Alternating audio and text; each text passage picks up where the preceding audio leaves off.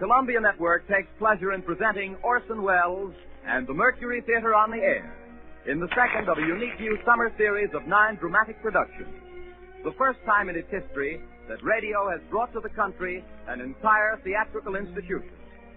Columbia is proud to welcome Orson Welles to its roster of stars and to give him the opportunity of bringing to the air those same qualities of vitality and imagination that have made him the most talked of theatrical director in America today.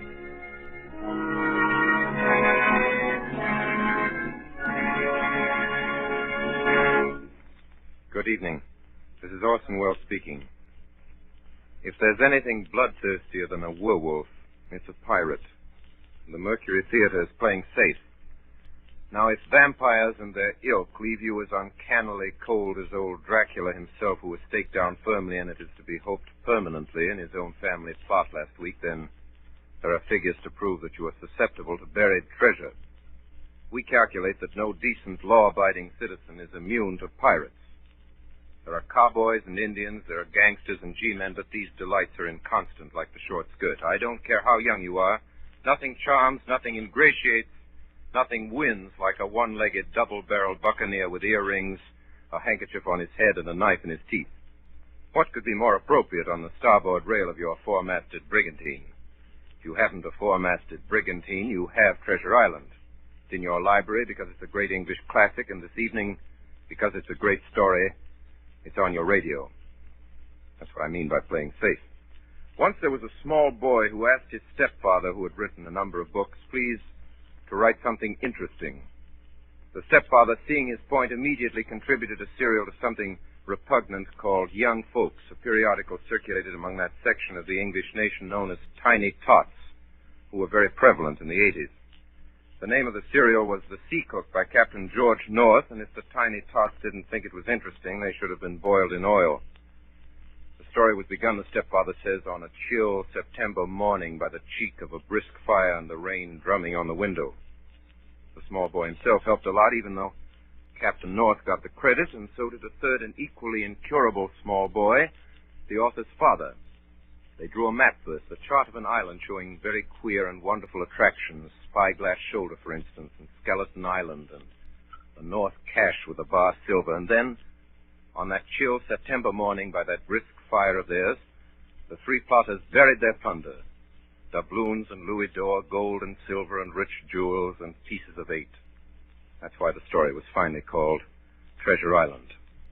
It's foolish to guess who's tuned in on this broadcast, but if in some way, while we were retelling this story, hoped devoutly that he, who the Samoans laid to rest in the hills of their own faraway Treasure Island and who is still known out there only as the great teller of tales, would not wish tonight as he did, so unaccountably at first, to suppress the real name of Captain George North.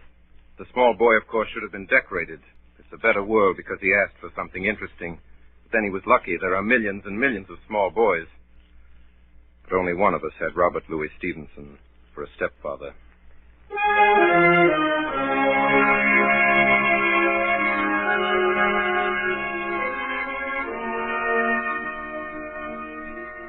Treasure Island by Robert Louis Stevenson, with Orson Welles as Long John Silver and as Jim Hawkins, who tells the story. Treasure Island.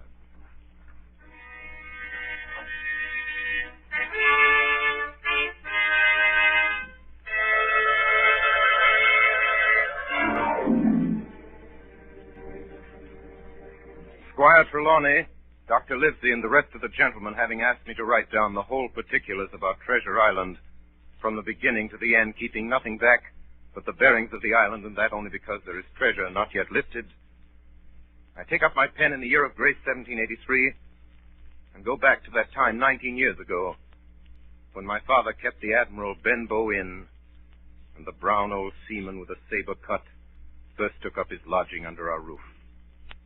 I was 14, but I remember him as if it were yesterday. 15 men on a dead man's hill. Mother called to me from upstairs. Yes, Mother? There's a man coming up the road. Go out and see what he wants. He came plodding to the inn door, his sea chest following behind him on a hand barrow, A tall, strong, heavy, nut-brown man, his tarry pigtail falling over the shoulders of his soiled blue coat, his hands ragged and scarred with black broken nails, and the saber cut across one cheek, a dirty, livid white, singing that old sea song that he sang so often afterwards.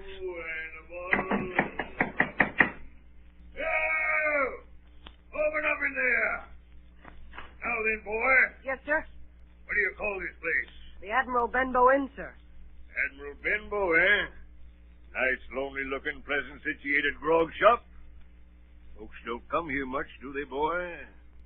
Not much company? No, sir. More's pity. No? Well, then it's the berth for me. I'm a plain man, rum and bacon, eggs, all I want, and that head up there for to watch ships off. I have a mind to stay here a bit. Here, you matey. You with a wheelbarrow. Bring up alongside. Help up my chest. You two boys, heavy. Yes, sir. Call me Captain, boy. Captain. Yes, Captain. Just one thing more. Yes, Captain? You ain't seen him, have you? No, sir. Who do you mean?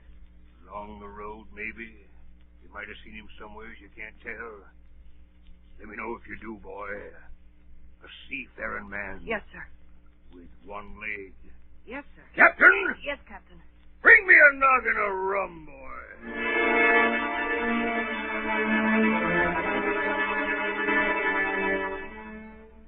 And so he came to live under our roof. We never knew his name. We called him the Captain. He was a very silent man by custom all day. He hung around the cove or up on the cliffs with a brass telescope staring out to sea. All evening he sat in a corner of the parlor next to the fire and drank rum and water, very strong. And every day when he came back from his stroll, he would ask the same question. Jim? Yes, Captain? Any seafaring men go by today along the road? No, Captain. And Jim? Yes, sir. You're a good boy, Jim. You wouldn't lie to me ever, would you, Jim? No, sir.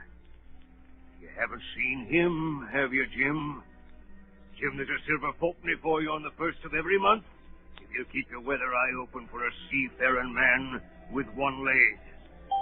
Let me know the moment you see him, won't you, Jim? A seafaring man with one leg. How that personage haunted my dreams. On stormy nights when the wind shook the four corners of the house and the surf roared along the cove and up the cliff, I could see him in 1,000 forms. Now the leg would be cut off at the knee, now at the hip. Now he was a monstrous kind of a creature who had never had but one leg, and that in the middle of his body.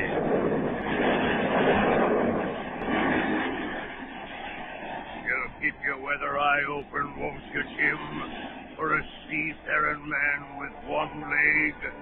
A seafaring man with one leg. Months went by. The captain bade fair to ruin us. We kept on staying week after week, month after month. And never a penny of money, Jim. Not a penny as they paid us since the day he came here. And me, a poor widow woman. Mother, why don't you ask him for some? Well, I'll tell you the truth, Jim. I'm afraid to ask him. I'm afraid of the man. Now, if your father was... In all that time, none of us ever saw him open the great sea chest that was in his room. There were nights when he took a deal more rum and water than his head could carry. Often I heard the house shaking and all the neighbors joining in for dear life.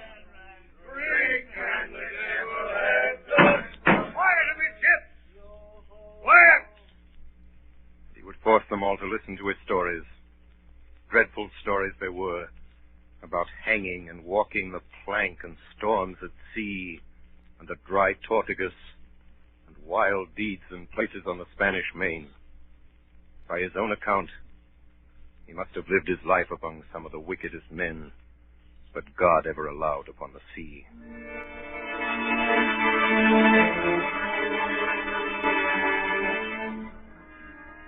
The captain had been living with us almost a year when there occurred the first of the mysterious events that rid us at last of his presence.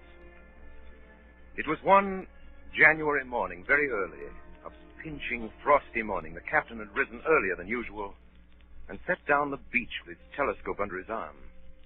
My mother was upstairs, and I was lying at the breakfast table against the captain's return when the parlor door opened, and a stranger stepped in. Sonny, come here, Sonny.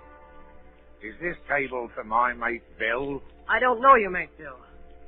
I'm laying this for a man who stays in the house. We call him the captain. Well, my mate Bill would be called the captain like as not. Now, we'll put it for argument like that your captain's got a cut on one cheek. And we'll put it, if you like, that cheek's the right one, eh? Well, God save me, there he is now. There's my mate Bill. That's him with a spyglass under his arm. Bless his old heart, to be sure. You and me'll just get back behind the door, Sonny. And we'll give Bill a little surprise, we will. Bless his heart, I says again. Or a dead man says, yo.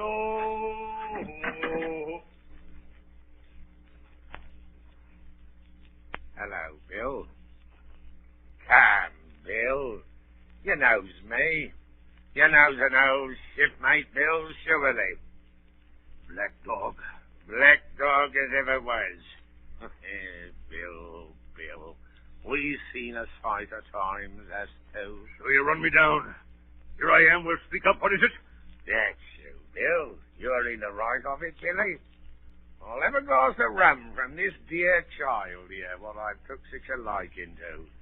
And we'll sit down, if you please, and talk square like old shipmates.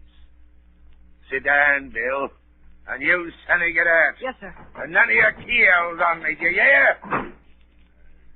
For a while, I could hear nothing but a low gabbing. Suddenly, the voices began to grow higher. No. And an end on it. If it comes to swinging, swing all. Say aye!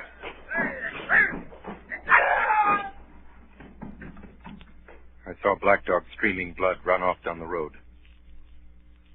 Presently, the captain returned, alone.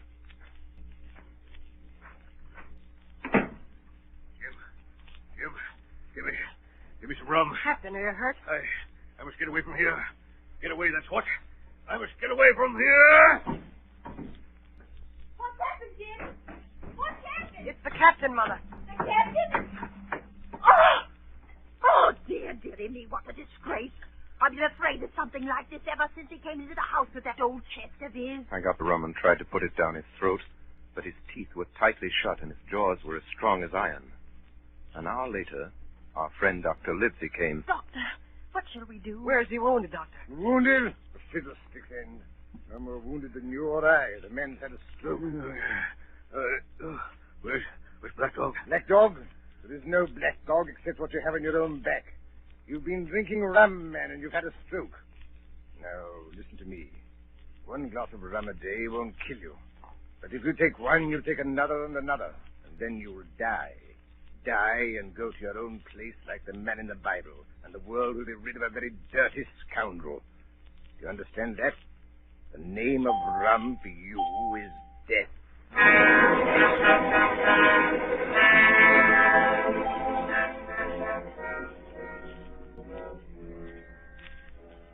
About noon the next day, I stopped at the captain's door with some medicine. Who is it? It's me, Jim. Come in, Jim. Come in. He was lying very much as we had left him. Jim, you're the only one here that's worth anything. You know I always been good to you. Never a month but I've given you a silver fourpenny for yourself. Now you see me, I'm pretty low and deserted by all. Jim, you'll bring me a noggin of rum, won't you, matey? But the doctor... Doctors is all swabs! Don't have a drain of rum, Jim. I'll have the horrors. I've seen some of them already. I've seen old Flint in the corner there behind you, as plain as print. I've seen him. Jim, I'll give you a golden guinea for a noggin. When I brought it to him, he seized it greedily and drank it out. That's some better, sure enough. Now, matey, did that doctor say how long I was to lie here in this old berth? Why, a week at least. Oh, thunder, a week!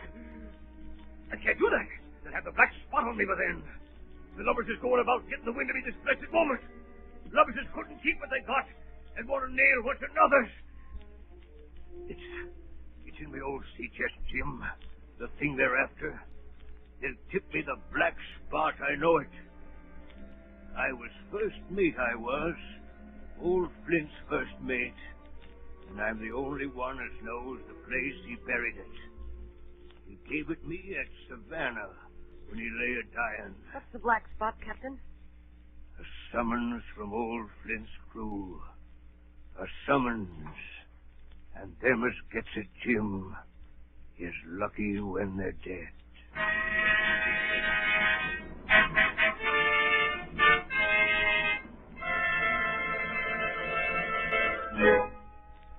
So, a week went by, and then, about 3 o'clock of a bitter, foggy, frosty afternoon, I saw someone drawing slowly near along the road.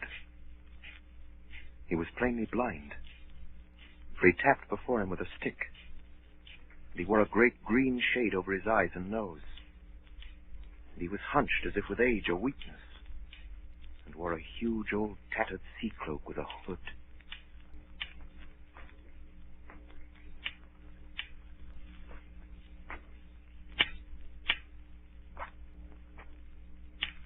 My Christian friends, take pity on a poor blind mariner as has lost the precious sight of his eyes in the gracious defense of his native country, England, and God bless King George. Where or in what part of his country he may now be? You were at the Admiral Benbow Inn, sailor. Eh?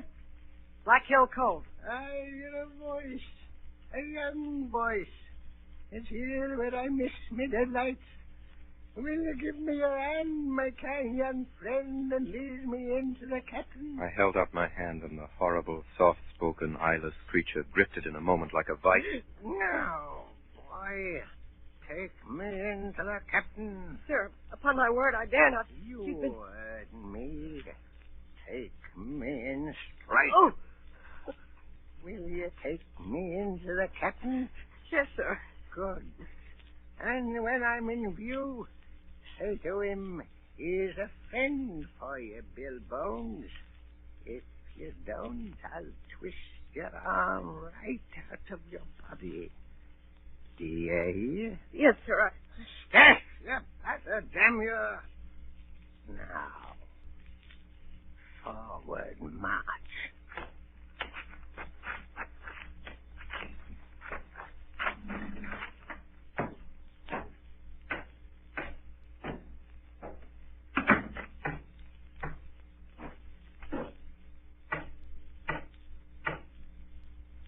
Here's a friend for you, Bill Bones.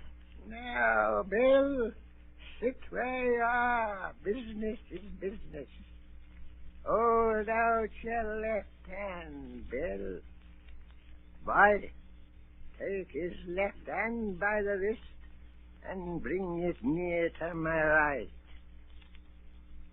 Here's a little bit of paper for you, Bill Bones. Now that's done, I'll be going. Goodbye, Bill. Goodbye.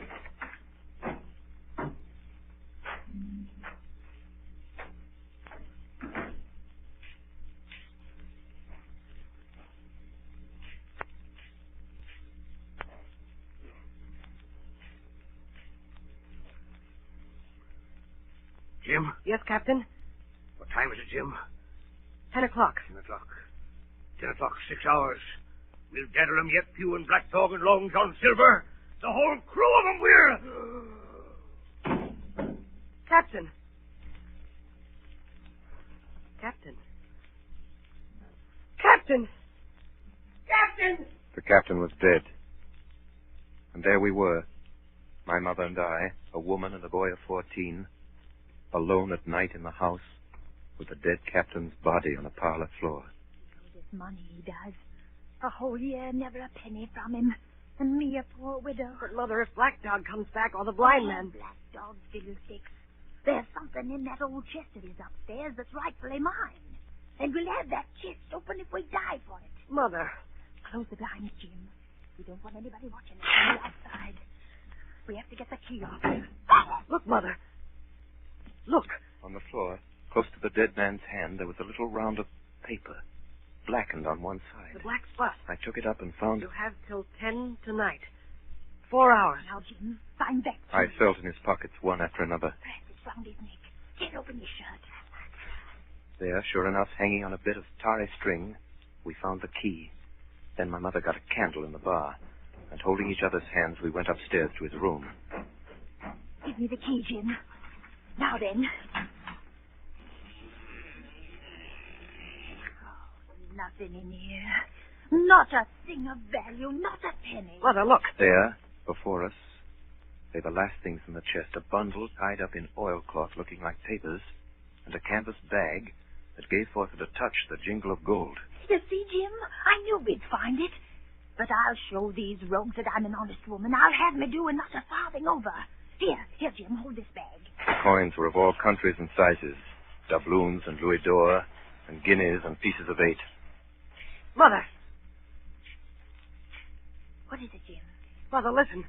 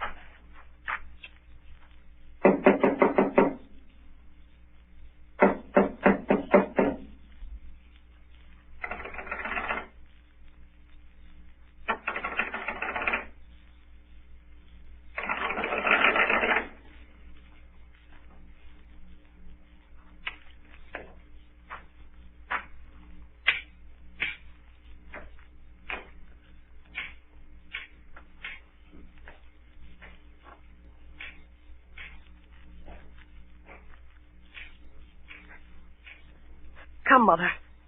Mother, take the hold and let's be gone. No, I'll have to do, Jim, and no more. But, Mother, you heard him. That was the blind man. I know what I'm doing. I know the right. But, Mother, you don't know. Oh, dear. I'll take what I have. And I'll take these papers. Quick, Mother, quick. Take my hand. Next moment, we had opened the door and were in full retreat toward the village. Look, Jim. Over the hill. There they come. Run, Mother, run. Oh, Jim. Jim, I'm going to faint. Oh, Jim. Take the money and go on. Mother. Oh. Mother. She had fainted. I managed somehow to drag her down the bank into the shadow of the ditch. A moment later, the house was surrounded. Bones! Bones! Bill Bones! Will you answer me? Down with the door, then! In, you lovers! Loot the house and find it! Bill's dead! What's you? Bill's dead! Let him, you shirking lovers, and the rest of you locked and get the kiss! It was a good thing my mother had fainted, or she would have had to watch with me while our poor house was pulled apart and smashed. Whatever it was they were after, they did not find it. Well, is it there? The money's there! Jim, what is it, Jim? What are they after? The map, Mother. Flint's map. Right, you! That's the signal! Tell me that! Hold on, you sneak! It's in the house, you know it is! Shiver my soul if I had me eye! The signal, you! The signal! You dogs! You had your hand on hundreds, on thousands! Are you giving up now? You're as rich as kings if you can find it, and you know it's there, and you stand there skulking. There wasn't one of you there, face Bill, and I did it. A blind man, and I'm to lose my chance for you. I'm to be a poor crawling beggar spongy for rum, when I might be old in a couch. If I had the pluck of a weevil in a sea biscuit among the levy. That's the last signal. Get out! Dog! Black dog! Johnny! Dirk! You won't sleep, old Pew, mate. Not old Pew. Johnny! Black dog! Don't leave out, Bill. Not out, you not out. Not you.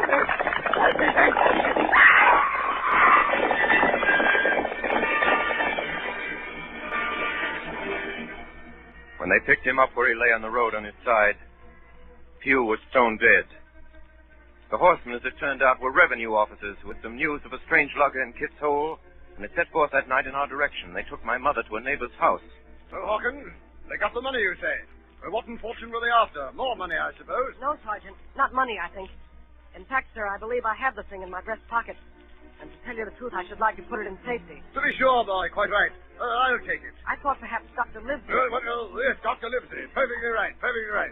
A gentleman and a magistrate. Doctor? Yes, ma'am. You have a good horse. Take this slide up behind you. Yes, sir.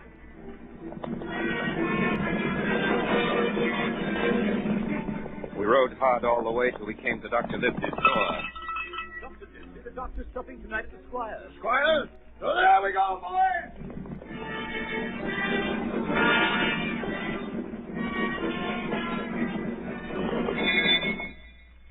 We'd arrived at the Squire's. He rose to meet us very stately and condescending. Come in, gentlemen. Good evening, Squire. Good evening, Dr. Livesey. Good evening to you, Fenton. What good wind brings you here? Then the officer stood up straight and stiff and told his story. Sergeant, you're a very noble fellow. This lad Hawkins is the trap I perceive. Hawkins, ring that bell. Sergeant must have the mail. And so, Jim, you have the thing that they were after, have you? Here it is, sir. You've heard of this Captain Flint, I suppose, Squire? Heard of him? Heard of him, you say? He was the bloodthirstiest buccaneer that sailed. Blackbeard was a child to Flint. The Spaniards were so prodigiously afraid of him that I tell you, sir, I was sometimes proud he was an Englishman. Hawkins the Smears had he money. Money! One of those villains after fat money. That we shall soon know. What I want to know is this. Suppose I have here in my pocket some clue to where Flint buried his treasure. Will that treasure amount to much? Amount, sir? It will amount to this. If we have the crew you talked about, I fit out a ship in Bristol Dock and take you and Hawkins here along, and I'll have that treasure if I search a year, sir. Very well. Now, if Jim is agreeable, we'll open the packet. A map of an island with latitude and longitude. Writing. Tall tree, spyglass shoulder, bearing a point to the north of northeast. Skeleton Island, southeast by east, 10 feet. The bar silver is in the north camp. And Dave, you'll give up this wicked practice at once. Tomorrow, I start for Bristol. In 3 weeks' time, 3 weeks, 2 weeks, 10 days, we'll have the best ship, sir, and the choicest crew in England. Hawkins shall come as cabin boy. You Livesey as ship's doctor. I am admiral. I'll go with you, Squire. So will Jim. And be a credit to the undertaking. There's only one man I'm afraid of. Who's that?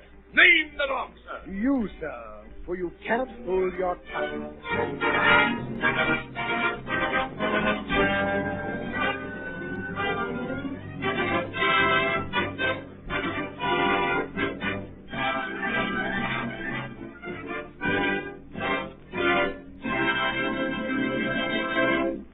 In a few moments, we shall be bound for Treasure Island with Dr. Livesey, Squire Trelawney, and Jim Hawkins.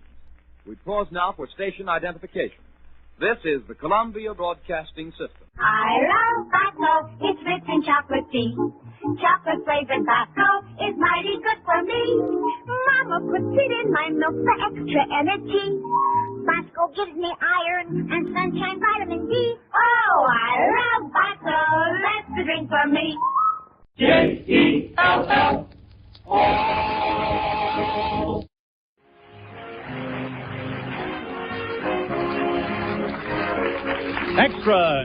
Extra good news. The makers of Jell-O have discovered a way to give you rich, luscious chocolate pudding far more easily and far more economically than ever before. With the new Jell-O chocolate pudding powder, you can make old-fashioned pudding, smooth, creamy, and chocolatey, just like the ones Grandmother used to make back in the good old days. Now you can have them again, and this is all you have to do. Just combine the contents of a package of Jell-O chocolate pudding with some milk in the top of your double boiler, letting it cook until it becomes smooth and thick. When the mixture has cooled, serve it in sherbet glasses. You'll have enough for 6 helpings, and that means 6 happy people. Jell-O chocolate pudding is so simple, so inexpensive, and so downright delicious that you mustn't delay trying it. Ask your grocer for Jell-O chocolate pudding, and if he hasn't put it in stock yet, be sure he orders it for you. Remember the name, Jell-O chocolate pudding.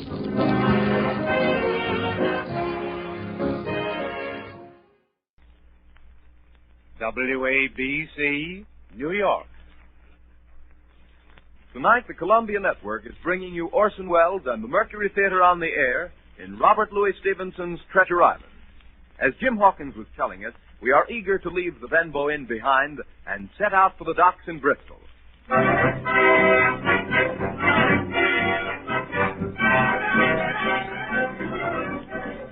It was longer than the squire imagined ere we were ready for the sea.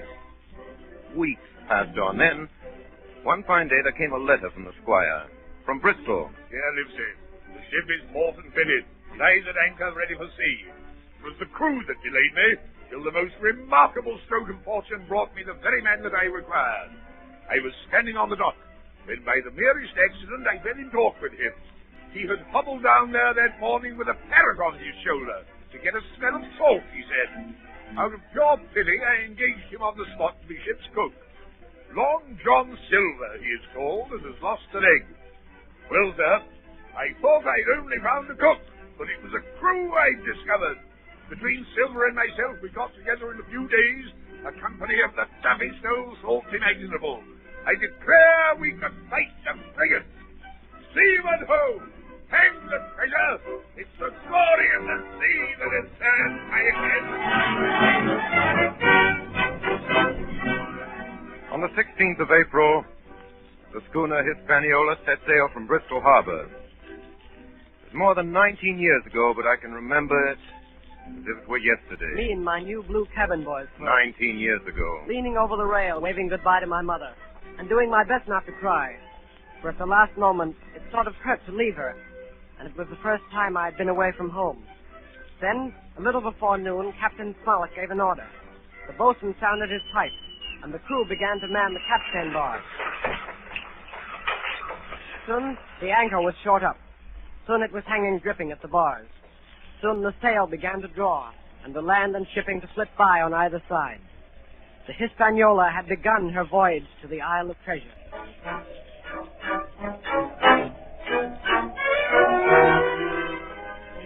On the second day out, I made the acquaintance of our one-legged ship's cook, Long John Silver. Hey there, boy.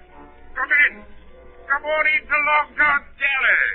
To tell you the truth, at the very first mention of Long John Silver in the squire's letter, I had taken a fear in my mind that this might be the very one-legged sailor that I had watched for all those months at the Benbow Inn. But one look at him was enough. I had seen Captain Bones and Black Dog and Blind Pew, and I knew what a buccaneer looked like. Very different from this clean and pleasant-looking sea cook. His left leg was cut off close to the hip, and under the left shoulder he carried a crutch, which he managed wonderfully, hopping about on it like a bird. Pieces of eight! Pieces of eight! Pieces of eight! Are you Mr. Silver, sir? Yes, me lad, such is my name to be sure. And you're Hawkins, eh? Nobody more welcome than yourself, me lad, in old John's galley. Sit down, hear the news. Your first trip to sea, Hawkins? Yes, sir. Well. Well, there's a lot of things you're going to learn before this your voyage is over. What do you think, Hawkins? And if there's anything you want to know, Hawkins, you just come to old John Silver and ask him, see? He'll tell you. His galley was as clean as a new pin. The dishes hanging up burnished, and his parrot in a cage in one corner. Yes, Captain Flint. I call my parrot Captain Flint. Yeah, the parrot, that's the famous buccaneer. Yes, Captain Flint, predicting success to our voyage. Wasn't you, Captain? Pieces of eight! Yeah, she's a powerful old bird, is Captain Flint. 200 years old if she's a day, and if anybody's seen more wickedness, it must be the devil himself. She sailed with England, the great Captain England, the pirate, on the old Walrus, Flint's old ship. But I've seen her muck with the red blood and fit to sink with gold. She's been at Madagascar and at Malabar and Suriname and Providence and Portobello. To look at her, you'd think she was a baby, Hawkins, but you smell powder, haven't you, Captain? Stand by to go by. And blood, eh, Captain? Put her amidship. Out of all hands. And pieces of eight, eh, Captain? Pieces of eight. Pieces of eight. Pieces of eight. Pieces of eight. Pieces of eight. At the end of the third week, we left Madeira behind us. The ship proved to be a good ship. The crew seemed to be capable seamen. There was only one man aboard who was not satisfied, and that was the ship's master, Captain Smollett. I'll speak plain. I don't like it. I don't like this cruise. I don't like the men. I don't like me officers.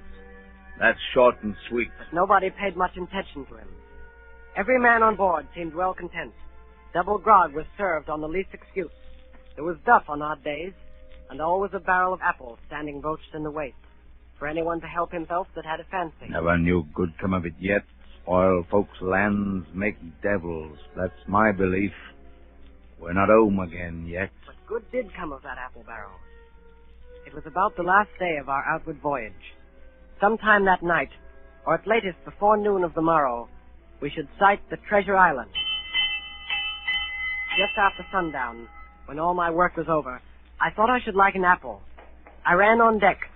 The watch was all forward, looking out for the island. I got into the apple barrel. Suddenly, I heard voices on deck. Look here, Barbecue. How long are we going to stand off and on like a blessed bamboo? Why thunder I want to go into that cabin, I do. I want their pickles and wine and their... How long? By the powers, the last moment I can manage, and that's how long. How many tall ships, think you, have I seen laid aboard? And how many brisk lads drying in the sun at Execution Dock? And all for this same hurry, and hurry, and hurry. He's a first-rate seaman, Captain Smollett. Sails the blessed ship for us. You're all seamen aboard here, I should All forecastle hands, you mean? I know the sort you are. You're never happy till you're drunk. It's your long time. I don't know what this treasure is, do I? No more to use as you, and here's this squire and doctor with a map and such. Well, then I mean this squire and doctor shall find the treasure for us and help us to get it aboard by the powers. After that... After that, what do we do with them, John Silver, after that? Well, what would you think we does with them? Put 'em ashore like maroons? Or cut 'em down like that much pork? Duty is duty, mate. Wait. Wait is what I says. When the time comes, why, let her rip. What's that? What's that?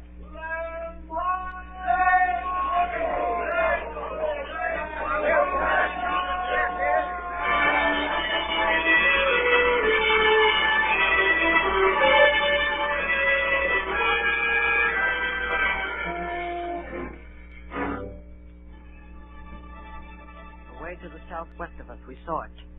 Treasure Island. 10 minutes later, we were gathered in the cabin. The squire, Dr. Livesey, the captain, and myself. Now, Hawkins, you have something to say. Speak up. I did as I was bid. I told them the whole story of Silver's conversation.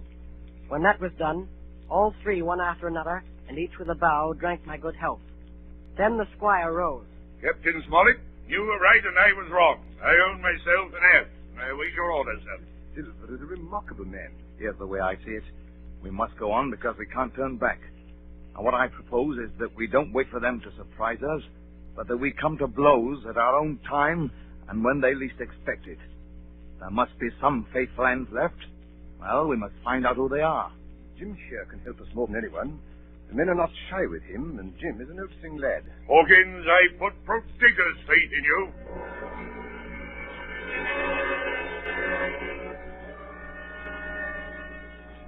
In the meantime, talk as we pleased, there were only 7 out of 26 on whom we knew we could rely.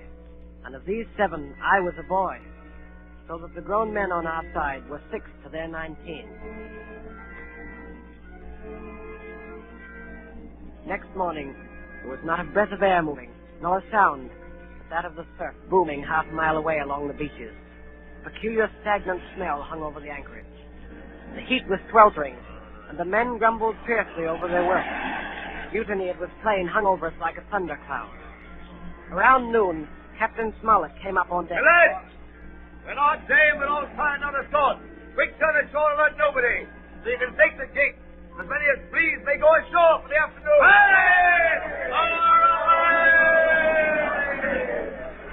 Hey, wait a minute, man. What's the hurry? Silver suspected a trick. He hopped around the deck on his one leg. will you, man? Soon the party was organized. 6 fellows were to stay on board, and 13, including Silver, began to embark. Suddenly, I had a mad notion to go ashore, too. In a jiffy, I had slipped over the side and curled up in the foresheets of the nearest boat. No one took notice of me. The crews raced for the beach. No sooner had we touched shore than I leaped out and plunged into the nearest thicket. Behind me, I could hear John Silver's voice. Hey, Jim! Jim, my boy! Hey, Jim! Jim! Jim! Jim!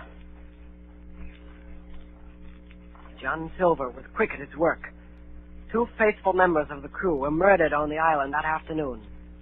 Only an hour after we landed. The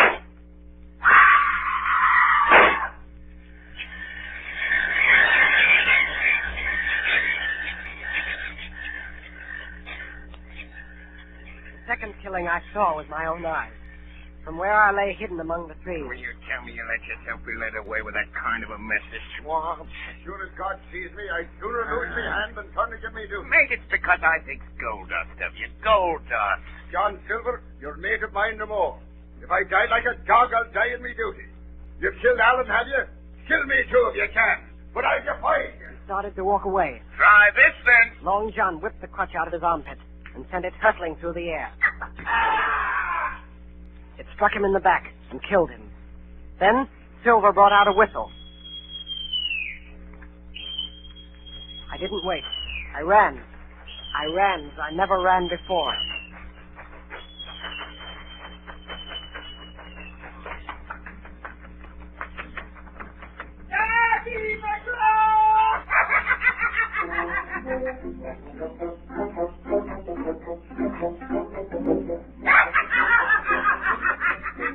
I looked up the side of a hill.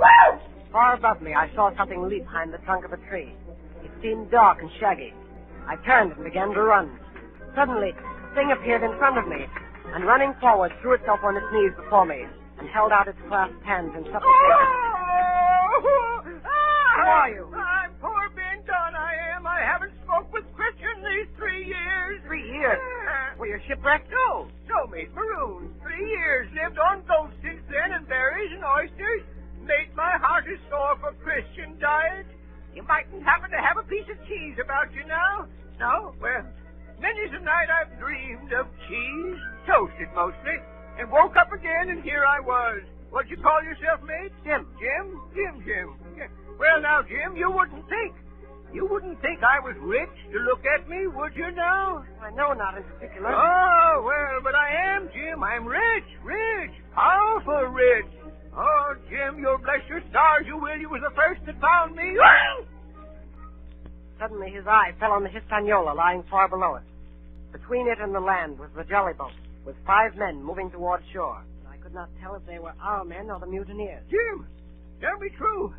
That ain't Flint's ship? It's not Flint's ship, and Flint is dead. There are some of Flint's hands aboard, worse luck to the rest of us. Not a man with one leg? Silver? Whoa!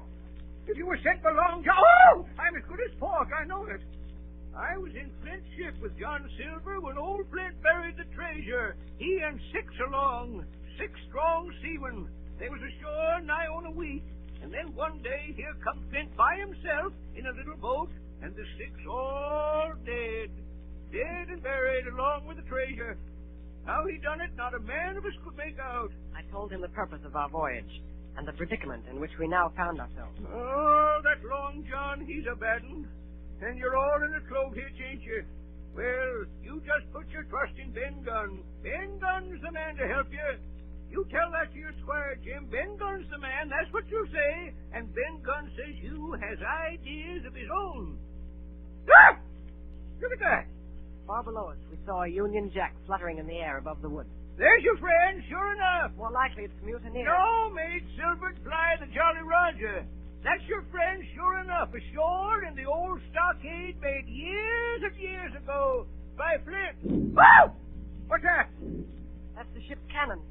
They're shooting at the stockade. Come on. Wait a minute, Jim. Wait. Ben Gunn is fly. Rum wouldn't bring me down there. But remember, Jim, Ben Gunn's the man to help you. And when Ben Gunn is wanted, you knows where to find him. Just where you found him today. I started to run towards the flag. Hey, Jim! Jim! Yes, sir? Yeah, you won't forget that piece of cheese, will you, me?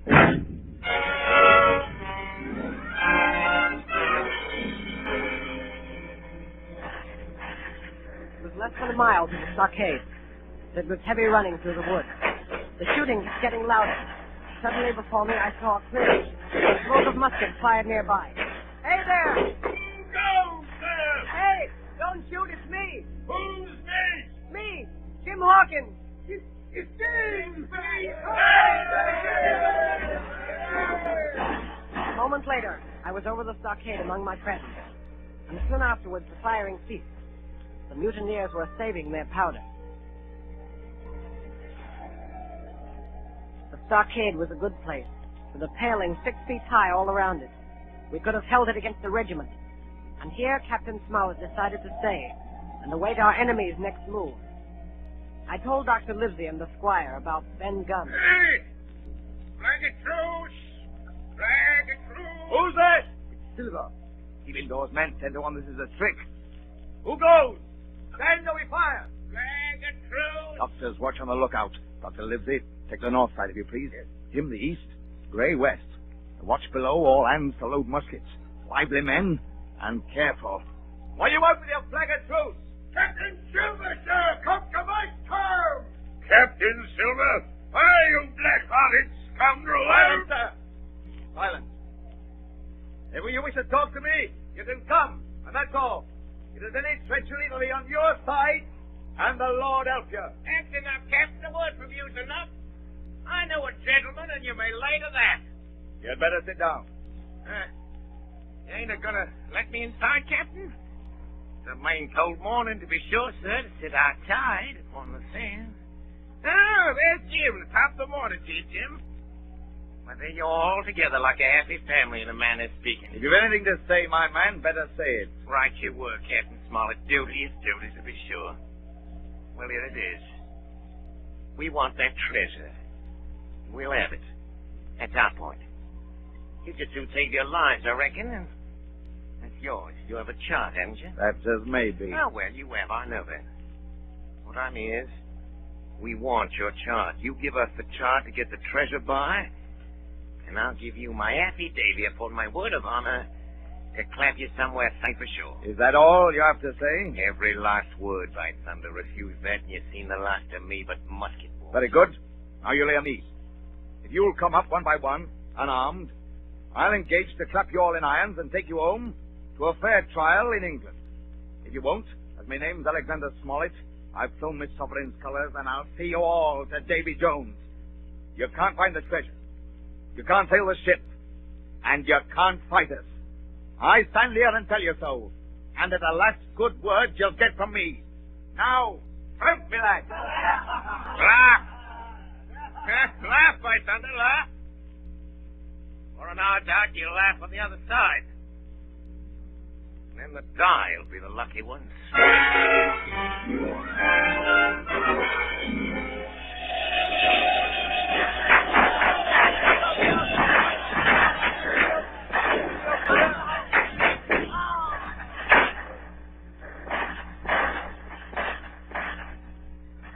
10 minutes later, nothing remained of the attacking party but the 5 who had fallen. 4 on the inside and 1 on the outside of the palisade. The mutineers did not come back that night. They had got their rations, as the captain put it. The next day was stifling hot. After dinner, Dr. Livesey sent for me. Jim, was it cheese you said Ben Gunn had a fancy for? Yes, sir, cheese. Well, Jim, just see the good that comes of being dainty in your food. You've seen my snuff box, haven't you? And you never saw me take snuff. The reason being that in my snuff box I carry a piece of Parmesan cheese. A cheese made in Italy, very nutritious. Well, that's for Ben Gunn. Oh, goodbye, my lad. Then he took up his hat and pistols, girt on his cutlass, put the chart in his pocket, and set off briskly through the trees.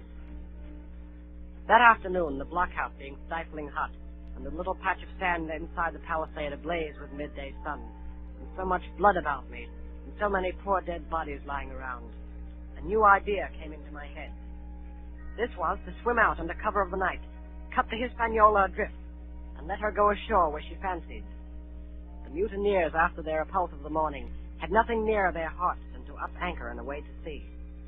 This I thought would be a fine thing to prevent. It was evening when I reached the east coast of the island.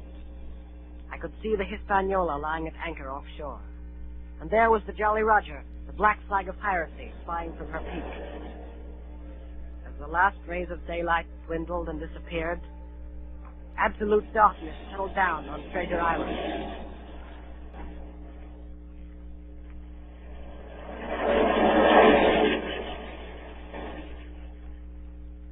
The next night I was back on land. I was proud of myself, and with good reason. I had grounded the Hispaniola, beached her up tidily in the North Inlet with no harm done, safe from the mutineers. I had no trouble finding the Stockade. Coming in from the shore, keeping close in shadow where the darkness was thickest, I crept into the blockhouse. I could see nothing. The doctor and the squire must have worried about me. I should lie down in my own place, I thought, and enjoy their faces when they found me in the morning. I felt for a place to lie down. Pieces of eight! Pieces of eight! Now go! Pieces of eight! Now go! Bring a torch, Dick. Well, shiver my timbers. Jim Hawkins. Dropped in like that. Quite a pleasant surprise for poor old John. I've always liked your way, have Jim, for a lad of spirit. I picked him my own self when I was young and handsome. Always wanted you to join my camp and take your share and die a gentleman. And now, my cock, you've got to. You can't go back to your own lot. Where are they? Now, where do you think, my son? Have you killed them? What do you think? Well, I'm not such a fool, but I know pretty well what I have to look for. But there's a thing or two I have to tell you. And the first is this. Here you are in a bad way. Ship lost, treasure lost, men lost. And if you want to know who did it, it was I. I was in the apple barrel the night we sighted land. And I heard you, John, and you, Dick Johnson, and Hans, who is now at the bottom of the sea, and told every word you said before the hour was out. And as for the schooner, it was I who cut her cable. And it was I who brought her where you'll never see her more, not one of you. I no more fear you than I fear a fly. I'll put one of that in here, go, you sneaking son of a skunk. So would I. Come on, sir! Who are you, Tom Morgan? Maybe you thought you was captains here, perhaps. Only that I killed the boy. Did any of you gentlemen want to have it out with me? Him that wants it shall get it. You won't fight then by thunder you'll obey. You may lay to it. I like that boy now. Never seen a better boy than that. He's more a man than any pararati in this here house. What I say is this, let me see him that'll lay a hand on him, that's what I say. You may lay to it. Seem to have a lot to say. Pipe up and let me hear it, or lay to. John. What? We got something for you, John. Step up, I won't bite you. Hand it over, lubber. The black spot. I thought so. What's on it? Deposed. Deposed, that's it, is it? Very pretty wrote, to be sure. Like print, I swear. But it ain't one bit prettier wrote than this. And what does it look like, lads? A chart, that's what it is, a chart. A chart of this island, old Flint's chart. Now, what do you say to that? Yes, that's Flint, sure enough. That's it. Say, and a clovage to it. So he done ever. Silver's the man. Silver. Silver don't get the leg. Bobby Silver forever. Bobby Silver captain. Don't fear the captain.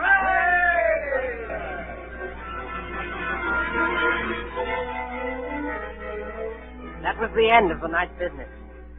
Only much later, I woke up suddenly and felt someone beside me. Jim, my boy.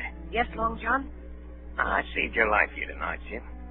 Now, you and me stick close, Jim, back to back like in case of trouble. And talking of trouble, Jim, why did those friends of yours leave that chart behind when they cleared out of here? They did, though. I came in here this morning and found the place empty and the chart lying there on the table where I couldn't miss it. And there's something under that. something under that. Good or bad? The next morning we set out after the treasure. Tall tree, spyglass shoulder, bearing a point to the north and northeast. Skeleton Island, east, southeast, and by east, 10 east. Hey, over there! Come quick! At the foot of a pine, half covered with green creeper, a human skeleton lay on the ground. A skeleton, begod! It lay perfectly straight, the feet pointing in one direction, the hands raised above its head like a diver's, pointing directly in the opposite. It ain't natural. It ain't natural, but you know, lads, I've a notion in my old numbskull now. Here's the compass. There's the tip-top point of Skeleton Island sticking out like a tooth. Just take a bearing, will you, along the line of them bones? East, southeast, and by east. I thought so. There's a pointer. Right up there's our line for the Pole Star and the Jolly Dollars. This is one of Flint's jokes, and no mistake. Him and these 6 was alone here. Alone, he killed them. Every man. And this one yawled up here and laid down by the compass, yes. 6 they were, and 6 we are. And Bones is what they are now. I saw him dead, old Flint.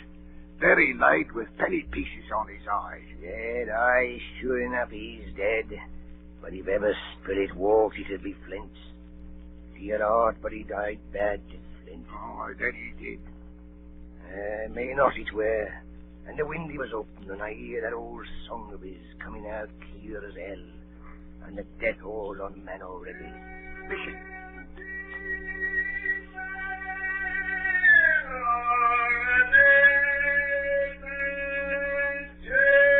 Do you hear what I hear?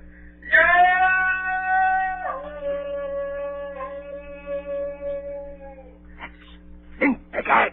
Old Flint. Oh, Lord.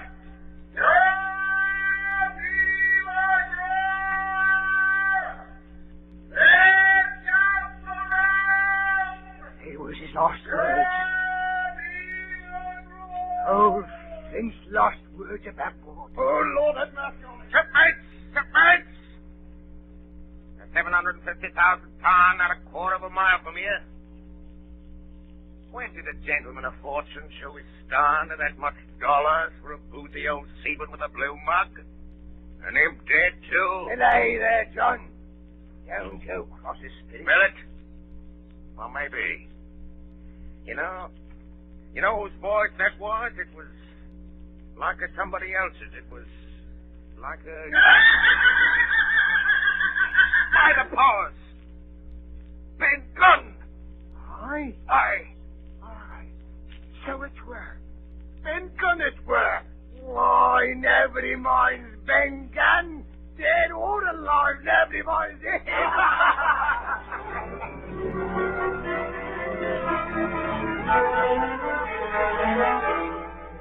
Spyglass shoulder, bearing a point to the northeast, Skeleton Island, southeast and by east, 10 feet. Hey, mate, here's the tall tree. The first of the tall trees was reached, and by bearing proved the wrong one.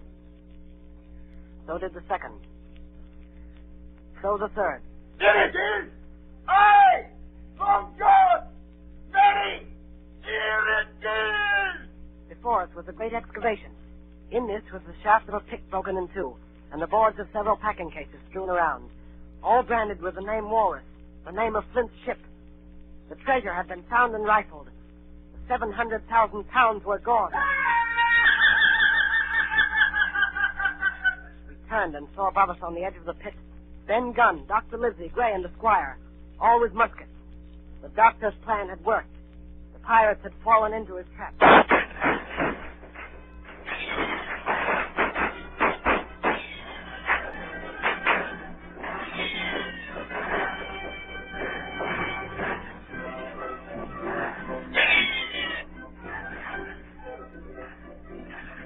Silver, you're a prodigious villain and an impostor, sir. But you saved this boy's life, and I'll not prosecute you. But the dead men, sir, hang about your neck like millstones. Thank you kindly, sir. I dare you to thank me. It's a gross dereliction of my duty. Stand back!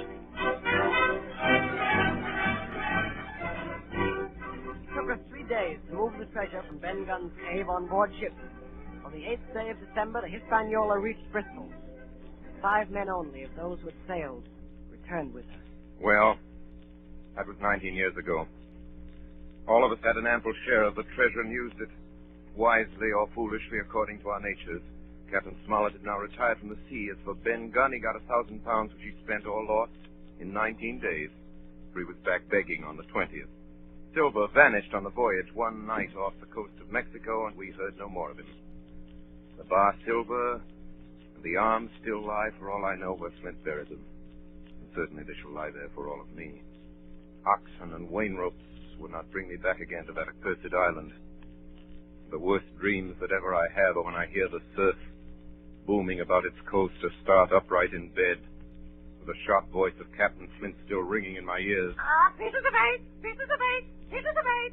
Pieces of eight! Pieces of eight! Pieces of eight! Pieces of eight!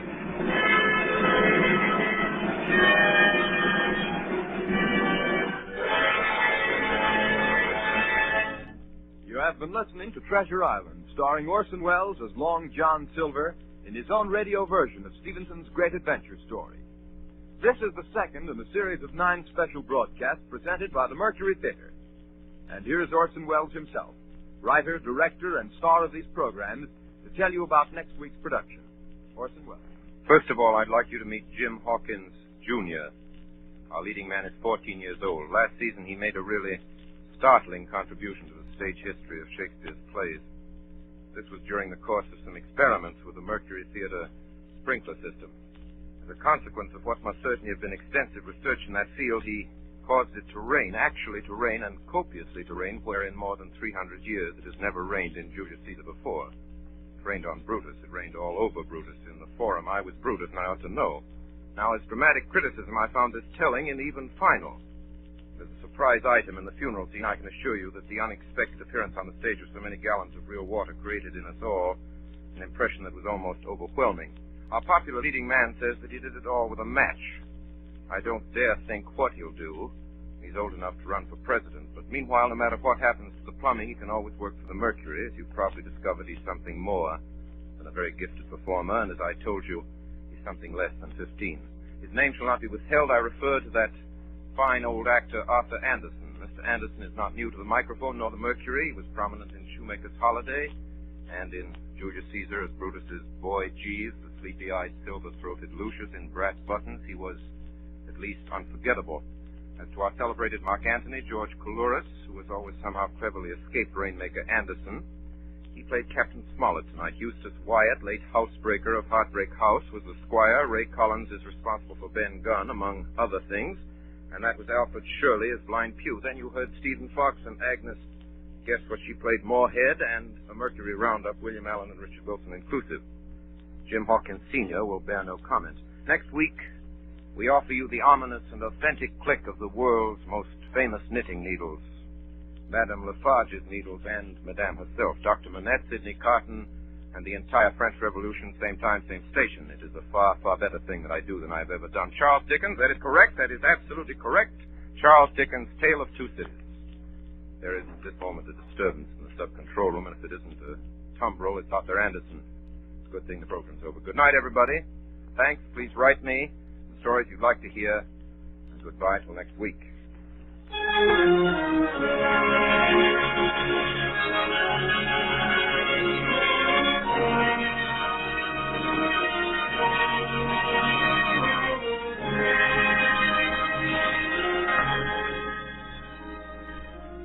Remember, 9 o'clock Eastern Daylight Saving Time next Monday night for the Mercury Theatre on the Air with The Tale of Two Cities by Charles Dickens. On tonight's production, Bernard Herrmann composed the original music and conducted, and Davidson Taylor supervised for the Columbia Network. Dan Seymour speaking. This is the Columbia Broadcasting System.